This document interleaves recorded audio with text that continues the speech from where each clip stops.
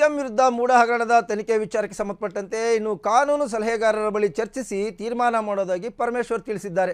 High court ಏಕಸದಸ್ಯ ಪೀಠದಿಂದ ಆದೇಶ. ಗೃಹ ಸಚಿವರು ಇನ್ನು ಮುಂದೆ ದ್ವಿಸದಸ್ಯ ಪೀಠ ಕೂಡ ಇದೆ, ನೋಡೋಣ ಏನಾಗುತ್ತೆ ಅಂತಕ್ಕಂಥ ಒಂದು ವಿಚಾರವನ್ನು ಗೃಹ ಸಚಿವ ಪರಮೇಶ್ವರ್ ಹೇಳಿದ್ದಾರೆ. ಅಲ್ಲದೆ ಬಿಜೆಪಿ ಅವರು ಏನು ರಾಜೀನಾಮೆ ಕೇಳ್ತಿದ್ದಾರೆ ಅದು ಅವರ ಅಭಿಪ್ರಾಯ ಅಂತ ಹೇಳಿದ್ದಾರೆ.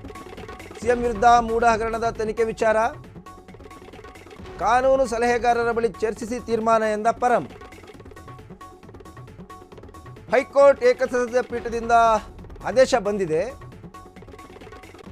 ಮುಂದೆ ದ್ವಿಸದಸ್ಯ ಪೀಠ ಇದೆ, ನೋಡೋಣ ಏನಾಗುತ್ತೆ ಅಂತ ಪರಮೇಶ್ವರ್ ತಿಳಿಸಿದ್ದಾರೆ. ಬಿಜೆಪಿಯವರ ಅಭಿಪ್ರಾಯ ಮುಖ್ಯ ಅಲ್ಲ, ಕಾನೂನು ಮುಖ್ಯ ಎಂದ ಗೃಹ ಸಚಿವ. ಬಿಜೆಪಿಯವರು ಸಿಎಂ ಇಳಿಸಲು ಇಲ್ಲಸಲ್ಲದ ಆರೋಪ ಮಾಡ್ತಿದ್ದಾರೆ. ಈ ದೇಶದಲ್ಲಿ ಕಾನೂನು ವ್ಯವಸ್ಥೆ ಇದೆ. ಕೋರ್ಟ್ ತೀರ್ಪು ಬಗ್ಗೆ ನಾನು ಕಮೆಂಟ್ ಮಾಡೋಲ್ಲ ಎಂದ ಪರಮೇಶ್ವರ್. ಆದರೆ ನಮಗೆ ನ್ಯಾಯಾಲಯದ ತೀರ್ಪು ಸಮಾಧಾನ ತಂದಿಲ್ಲ ಅಂತ ಗೃಹ ಸಚಿವ ತಿಳಿಸಿದ್ದಾರೆ. ಇನ್ನು ಸಿಎಂ ವಿರುದ್ಧ ಮೂಢ ಹಗರಣದ ತನಿಖೆ ವಿಚಾರ ಕಾನೂನು ಸಲಹೆಗಾರರ ಬಳಿ ಚರ್ಚಿಸಿ ಮುಂದಿನ ತೀರ್ಮಾನ ಎಂದ ಪರಮೇಶ್ವರ್. ಹೈಕೋರ್ಟ್ ಏಕಸದಸ್ಯ ಪೀಠದಿಂದ ಆದೇಶ ಹೊರಗಡೆ ಬಂದಿದೆ, ಇನ್ನು ಮುಂದೆ ದ್ವಿಸದಸ್ಯ ಪೀಠ ಇದೆ, ಅಂದರೆ ಕಾನೂನು ಹೋರಾಟಕ್ಕೆ ಅವಕಾಶ ಇದೆ. ಸೊ ಇದ್ರ ಬಗ್ಗೆ ಕಾನೂನು ಸಲಹೆಗಾರರ ಅಭಿಪ್ರಾಯ ಪಡ್ಕೊಂಡು ಕಾನೂನು ಹೋರಾಟ ಮಾಡ್ತೀವಿ, ಆದರೆ ವಿಪಕ್ಷ ಬಿಜೆಪಿ ಅಭಿಪ್ರಾಯ ಮುಖ್ಯ ಅಲ್ಲ. ಇನ್ನು ಬಿಜೆಪಿಯವರು ಸಿಎಂ ಅನ್ನು ಇಳಿಸಲು ಇಲ್ಲಸಲ್ಲದ ಆರೋಪ ಮಾಡ್ತಿದ್ದಾರೆ ಅಂತ ಕೂಡ ಪರಮೇಶ್ವರ್ ತಿಳಿಸಿದ್ದಾರೆ. ಇನ್ನು ಈ ದೇಶದಲ್ಲಿ ಕಾನೂನು ವ್ಯವಸ್ಥೆ ಇದೆ, ಕೋರ್ಟ್ ತೀರ್ಪು ಬಗ್ಗೆ ನಾನು ಕಮೆಂಟ್ ಮಾಡಲ್ಲ, ಆದರೆ ಕೋರ್ಟ್ ತೀರ್ಪು ನಮಗೆ ಸಮಾಧಾನ ತಂದಿಲ್ಲ ಅಂತ ಒಂದು ವಿಚಾರವನ್ನು ಈಗ ಗೃಹ ಸಚಿವ ಡಾಕ್ಟರ್ ಜಿ ಪರಮೇಶ್ವರ್ ವ್ಯಕ್ತಪಡಿಸಿರ್ತಕ್ಕಂಥದ್ದು.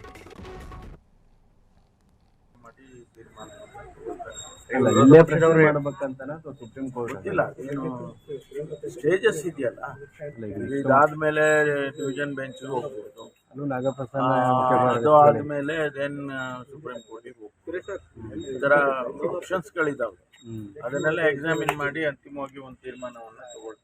ಇವತ್ತು FIR ಏನಾದ್ರು ದಾಖಲಾದ್ರಿ ಸರ್, ಮತ್ತೆ ಹೋರಾಟಗಳು ಶುರು ಆಗ್ತವೆ. ಇವತ್ತಾಗಲೇ ಬಿಜೆಪಿ ಗಾಂಧಿ ಪ್ರತಿಭಟನೆ ರಾಜೀನಾಮೆಗೆ ಆಗ್ರಹಿಸಿ ಸ್ವಾಭಾವಿಕವಾಗಿ ಅವರು ವಿರೋಧ ಪಕ್ಷವಾಗಿ ಮಾಡೋದನ್ನ ಮಾಡ್ತಾರೆ.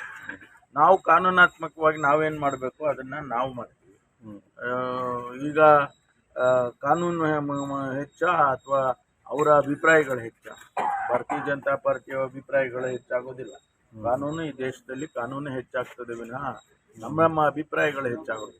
ಈಗ ಮುಖ್ಯಮಂತ್ರಿಗಳಾಗಿ ಅಧಿಕಾರದಲ್ಲಿದ್ದಾಗ ಲೋಕಾಯುಕ್ತ ಎಷ್ಟು ಮಟ್ಟಿಗೆ ಪ್ರಾಮಾಣಿಕ ತನಿಖೆ ಆಗುತ್ತೆ ಅಂತ ಅದನ್ನ ನೋಡೋಣ, ಯಾವ ರೀತಿ ನಾವು ಕೂಡ ಎಕ್ಸಾಮಿನ್ ಮಾಡ್ಬೇಕು. ಹೀಗಾಗಿ ಏನಂದ್ರೆ ಸಿಬಿಐ ಕೊಡಿ ಅಂತ ಸರ್ ಅವ್ರು ಹೇಳೋದನ್ನ ಬಿಡಿ. ಅಂದ್ರೆ ಕಾನೂನು ಇಲ್ವಾ ಈ ದೇಶದಲ್ಲಿ? ಕಾನೂನು, ನಾನು ಅದೇನೇ ಹೇಳಿದ್ದು, ಕಾನೂನು ಹೆಚ್ಚ ಅಥವಾ ನಮ್ಮ ಅಭಿಪ್ರಾಯಗಳು ಹೆಚ್ಚ?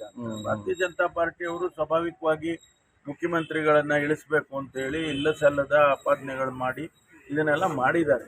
ಆದರೆ ಕಾನೂನು ಇದೆಯಲ್ಲ, ಕಾನೂನಿನ ಮುಂದೆ ನಾವು ಕಾನೂನಿಗೋಸ್ಕರನೇ ನಾವು ಹೋರಾಟ ಮಾಡ್ತಾರೆ. ಈಗ ಮೂಡಾದಲ್ಲಿ ಹಗರಣನೇ ಇಲ್ಲ ಅಂತ ತಾವು ಹೇಳ್ತಾ ಇದ್ರಿ, ಬಟ್ ಇದನ್ನ ಕೋರ್ಟಲ್ಲಿ ಕನ್ವಿನ್ಸ್ ಮಾಡಕ್ಕೆ ಯಾಕೆ ಸಾಧ್ಯ ಆಗಲಿಲ್ಲ? ನ್ಯಾಯಾಧೀಶರಿಗೆ ಕನ್ವಿನ್ಸ್ ಮಾಡ್ಲಿಕ್ಕೆ ಯಾಕೆ ಸಾಧ್ಯ ಆಗಲಿಲ್ಲ? ನಾನು ಈಗ ನೆನ್ನೆನೂ ಹೇಳಿದೆ, ನಾನು ಈ ಜಡ್ಜ್ಮೆಂಟ್ ಬಗ್ಗೆ ನಾನು ಕಾಮೆಂಟ್ ಮಾಡೋದಿಲ್ಲ, ಇಷ್ಟೇ ಹೇಳ್ತೀನಿ. ನಮಗೆ ಸಮಾಧಾನ ಇದೆ, ಅದ್ರ ಬಗ್ಗೆ ಕಾಮೆಂಟ್ ಮಾಡಕ್ಕೆ ಹೋಗೋದಿಲ್ಲ. ಅವ್ರ ಅಭಿಪ್ರಾಯ, ಅವರು ಜಡ್ಜ್ಮೆಂಟ್ ಕೊಟ್ಟಿದ್ದಾರೆ, ಆದರೆ ನಮಗೆ ಸಮಾಧಾನ ಇಲ್ಲ. ನಮ್ಮ ಪ್ರೇಯರ್ಗಳೇನಿತ್ತು ಮತ್ತು ನಾವು ಕೊಟ್ಟಂಥ ಎವಿಡೆನ್ಸ್ಗಳು, ನಾವು ಕೊಟ್ಟಂಥ ಮಾಹಿತಿಗಳು, ಅದನ್ನು ಅವರು ಪರಿಗಣಿಸಿಲ್ಲ ಅನ್ನೋದೇ ನಮಗೆ ಇರ್ತಕ್ಕಂಥದ್ದು. ಹಾಗಾಗಿ ನಮಗೆ ಮುಂದೆ ಇರುವಂಥ options divisional bench, supreme court, ಅದೆಲ್ಲ ಹೋಗೋಕ್ಕೆ ಆಪ್ಷನ್ಸ್ಗಳಿದಾವಲ್ಲ. ಈಗ ರಾಜ್ಯಪಾಲರು ಕೇಳ್ತಾ ಇರುವಂಥ ವರದಿಗಳು, ಈ ವಿಚಾರದ ಬಗ್ಗೆ ಇವತ್ತು ಕ್ಯಾಬಿನೆಟ್ನಲ್ಲಿ ಚರ್ಚೆ ಆಗುತ್ತಾ? ಅದು ಎಲ್ಲಕ್ಕೂ ಉತ್ತರ ಕೊಡಬೇಕಾದ ಪರಿಸ್ಥಿತಿ ಇದೆಯಾ ಸರ್ ಸರ್ಕಾರ? ಎಲ್ಲದಕ್ಕೂ ಉತ್ತರ ಕೊಡಬೇಕಾಗಿಲ್ಲ. ಸಿ is a constitutional head, chief minister and the government is the executive head.